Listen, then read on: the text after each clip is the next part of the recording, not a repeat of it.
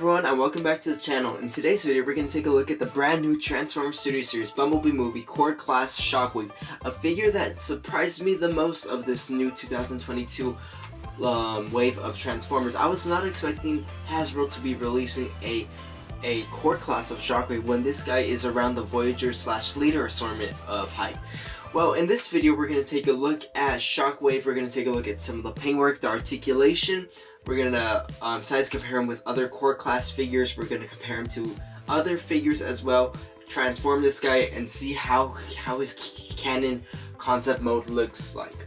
So without further ado, let's take a look at Shockwave's packaging. So Shockwave's packaging, similar to Ravage, still has no number. I'm a little disappointed, not gonna lie. Right here where Shockwave would stand inside the packaging. Transformers Bumblebee, Decepticon Insignia, Shockwave Studio Series Ages 8 and up, Hasbro Transformers. Right here we have Transformers Bumblebee. I like how the top looks like. And right here, this image of Shockwave actually does look pretty cool. It looks really dope. I like how that looks like. And a close-up of him right here. Here we have his face right here, Core Class Studio Series. And right here, unfortunately, similar to Ravage, there is no bio whatsoever, but we do see that he does transform in 13 steps from his robot form to his Cybertronian tank form. So I'm pretty sure this would be something we would see in Bumblebee. However, we did not. So this is the concept that Hasbro has given, and I think it looks really cool. All the toys of Shockwave that they've ever released besides G1 usually have him as a cannon. The Dark of the Moon Shockwave had him as a cannon. So I'm pretty sure like that would probably most likely to appear in Bumblebee. And here we have a full body image of him. Sadly his arms are missing, but it looks really cool. I like how this does in fact look like the figure itself. So speaking of the figure itself, here's Shockwave in all his glory. And I think this was probably one of the most logical decisions Hasbro could make to release a core class Shockwave. I think it's the most logical, those are Shockwave's words, because right there Hasbro could make easy money just like that. Releasing some core class figures for all the fans and everything, and then after that we're gonna buy the $30 one that's gonna be a Voyager class. So I think this was easy money for Hasbro. They're kind of jacking our money in a way, but I say it's kind of worth it. Just take my money. This figure was worth. It should be worth more than $10 due to the fact that this guy is incredible. Just take a look at the detailing, especially on where the cannon is concerned. My goodness, it is absolutely amazing. So we'll focus mostly on the cannon right now.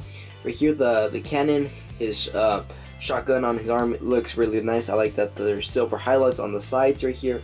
Right here it's hollow, mostly due to the fact that he's going to hold it. And right here, this joint can bend forwards and backwards, but mostly due to transformation.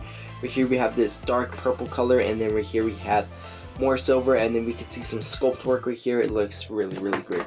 And here is how Shockwave looks like without the cannon attached. He looks really cool. I like how he looks like. Right here we can see how his face does look like. The Cyclops inspired head, I really like how it looks like. This lighter shade of purple surrounded by silver looks really nice. The torso looks like it is fused inside his body. The top looks really great. We can see some sculpt work at these edges right here, which I think that was a really nice attention to detail.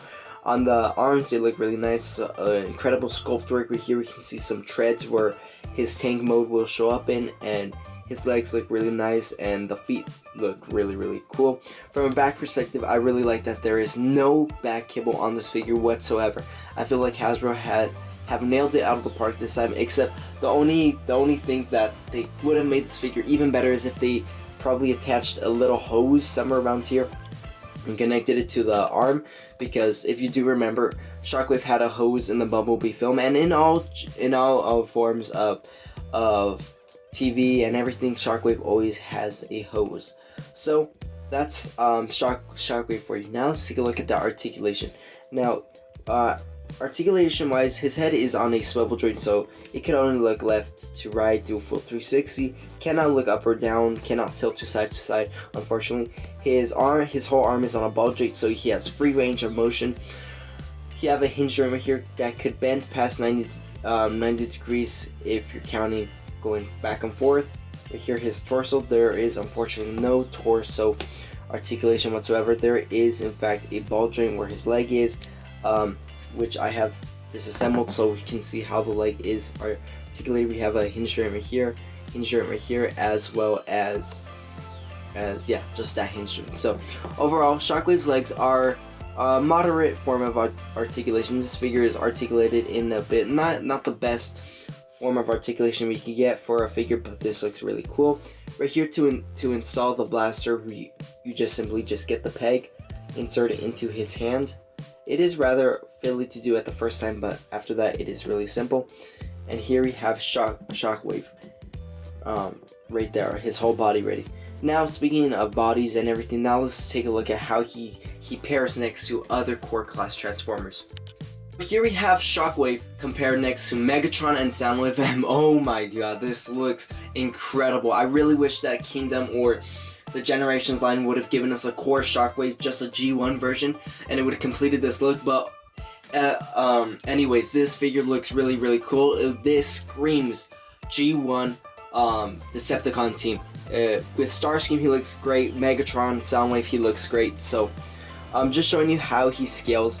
In fact, he is about a little bit bigger than Megatron, just a little bit. And comparing next to Soundwave, we can see Soundwave and Shockwave, they're merely about the same height. So I think that is really cool. And one of Shockwave's enemies, that being Optimus Prime right here, we can compare next to the core class Optimus Prime, and looks really cool. And speaking of core Shockwave, there's gonna be a legacy figure of the Shockwave figure, and that's gonna be releasing I'm pretty sure this year, or maybe at the beginning of next year, which is gonna actually complete that G1 look that we're kind of going for with this Shockwave figure. So I'm so glad that we're getting a G1 version of Shockwave and not just a Bumblebee version. So for the transformation, it is incredibly simple. First, you're gonna deattach this piece, put it to the side for now. Once you have the figure ready, you're just gonna straighten this figure out. Make sure that it's straight as possible. After that, you're gonna make sure you lift the arms like so. You're gonna put your attention toward the legs, and then this region right here, you're gonna make sure that this folds up, as well as this piece as well. Now that you make him in this squat, crab-like position, that kind of looks like he's squatting as well. After that, you're gonna have to fold in the legs like so. This will become the treads on the tank mode. After that, you're gonna deattach this whole region right here, and then after that, you're gonna get this piece right here, and then just in fact fold it like so. Once that is done, you're going to turn your attention toward the back and get this purple flap and close right there. Now that that is closed, you're going to simply get this tab right here, and the slots right here, you're just going to align them up till they reach. You're going to do the same process on this side. Once they are aligned, you're going to flip over on this back side, and then here's one of the parts that really completes his look. You're going to bend his whole body like so. After you have done that, you're going to make sure the arms do in fact click into place right here. So they are going to click right here into place or something, into that little slot right there.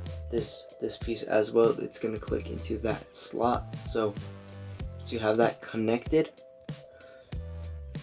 Once you have that done, you're going to focus your attention on this back side, which is now going to become the back part of the tank. You're going to fold this piece like that and fold that piece like that.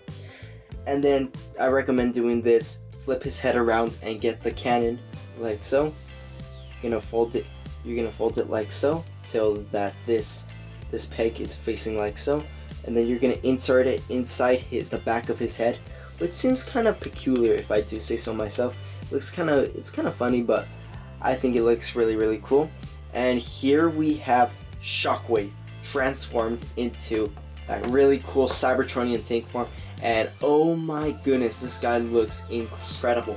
One of the best things Hasbro could do with a Transformer. I think it looks really great. It could not just be a tank, but it could also be like probably some crawly thingy. This looks really great. I think paired next to Optimus Prime right here, it looks great. You could have Optimus Prime aiming his gun at Shockwave, and then Shockwave firing at him and then knocking him down. And also, I did find this out about this Shockwave figure, that he is in fact blast effect compatible. So I'm using the Kingdom Arc blast effects. You could use any of these. He is blast compatible with this one, this one, and of course this one. And with all three, he is compatible as well. I like how this looks like. And as far as articulation is concerned for the tank mode, you could just use the head to swivel this guy, and then the peg on that would connect to the arm does make this guy make the thing go up and down. So I think that is really nice. As far as size comparisons are concerned, I really think that this would be an accurate representation of how Megatron and Shockwave would look like if they both had tank modes. I think this looks really cool. At times it looks like they'll both be rolling out together to try to take down the Autobots. This looks really cool. So some final thoughts for the Transformers Studio Series Core Class Shockwave. An absolute must-have figure, just like the rest of the Bumblebee movie figures. I really like the sculpt work. Everything on this figure was practically flawless. Now I'm just waiting for that upscaled version of Shockwave to get released. This figure looks so good with the G1 Kingdom figures. This guy pairs really nice with other Bumblebee movie figures. Even though he's small, he looks really nice. When I see him, I could already imagine him saying the line from Bumblebee like Decepticons, destroy the launch pad, let none escape, or something like that. I could already imagine him saying that line. It looks really great. The paint work was nice. I would have liked if they put just a hint of silver on some gray areas, but that's just a tiny critique I have. Otherwise, probably one of the most flawless figures in this Transformer franchise that they are making. So some final thoughts. I recommend this guy. You could get him at Target, Walmart, Amazon, and HasbroPulse.com, and TF Source if you like going there. You could get this guy on many places. So yeah, his MSRP price, which is the regular price, is about $8 to $11, so around the $10 range. So this figure is really great. I recommend him. You guys should get this figure. So yeah, tell me if you're gonna pick up this figure or not in the comments down below. Thanks for watching. Please subscribe, leave a nice comment. Have a great day, and I will see you at our next video. Thanks for watching.